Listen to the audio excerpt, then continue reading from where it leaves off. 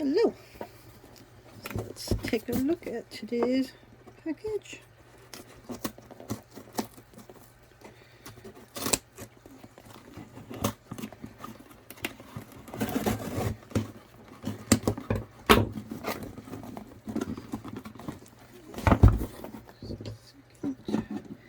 Get this cut open.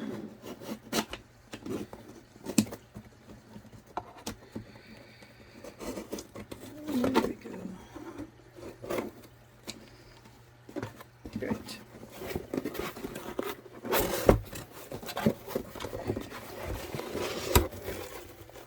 Alright, so they just came completely unpadded, which you know is fine.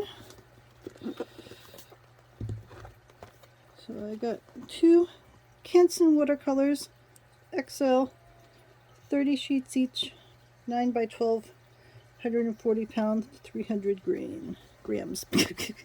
Sorry, working on lots of different things at once. Cold pressed heavyweight paper. So it's got, a little bit of texture to it, and it's fairly thick, like cardstock, we'll say. So certainly not completely flat, but also not super rigid like you'll see in some pages. So let me get... Alright, so I'm back, and I've got some Winsor Newton Cotton watercolors, and we're going to do a test again with the Canson watercolor paper, 140 pounds.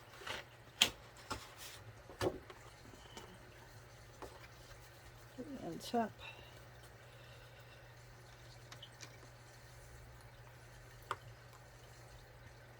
Alright, so what should we do? We'll just do make an area wet with plain water.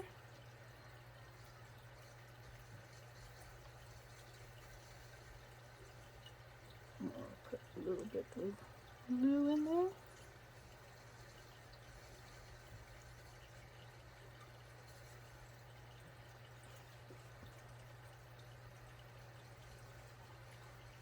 So you can see it flows nicely over the paper.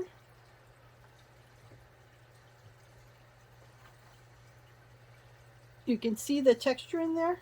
So the texture of the paper is having an effect, which, you know, I like a lot. That's the reason I use papers like this, to give it that kind of rippled effect if you're doing a sky or a water scene. Here we'll put a separate section of water over here. Let's put a little green over here.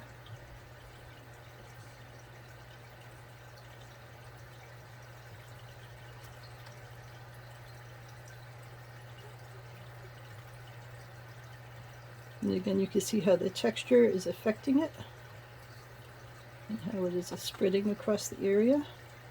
So here, let's let these 2 areas touch.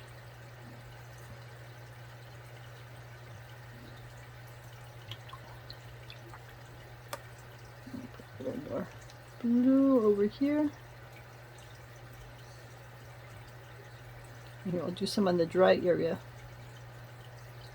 So that's wet on dry over in this section. And then let me put some more green. Put some green over here. And then I will do some green over here on the dry area.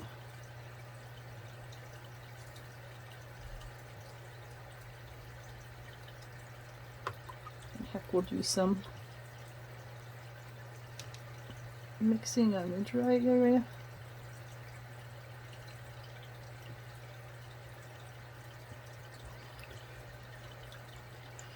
So the paper is behaving quite nicely. You use different kinds of paper for different kinds of purposes. In general, I like these kinds of rougher papers because of the textures you get as the paint moves on them.